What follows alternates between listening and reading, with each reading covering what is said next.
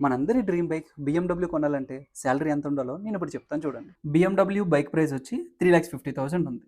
ఇక్కడ మనం 20-24-10 రూల్ గురించి మాట్లాడుకుందాం. 20 అంటే 20% డౌన్ పేమెంట్ చేయాలి. అంటే మనకి 3,50,000 ఉంది ప్రైస్. దాంట్లో 20% అంటే 70,000 డౌన్ పేమెంట్ చేయాలి. ఇంకా మిగిలేదంతా 2,80,000. ఈ 2,80,000కి మనం ఇంట్రెస్ట్ అప్లై చేస్తే 9% అనేది ఇంట్రెస్ట్ ఇక్కడ లోన్ తీసుకునేటప్పుడు. అండ్ 9% ఇంట్రెస్ట్ అంటే 27,000 అవుతుంది. అంటే టోటల్ అమౌంట్ అనేది మనకి లోన్ ప్లస్ ఇంట్రెస్ట్ అయితే మనకి 3,07,000 పడుతుంది అనమాట. ఈ 3,07,000 అనేది మనం 24 మంత్స్లో క్లియర్ చేయాలి. అంటే మనకి మంత్లీ ఎంత అవుతుంది? 12,792. సో ఈఎంఐ అంతా 12,792. ఇప్పుడు మనం లాస్ట్లో ఒక కండిషన్ పెట్టుకున్నాం. So 10% of the monthly salary as EMI అని పెట్టుకున్నాం.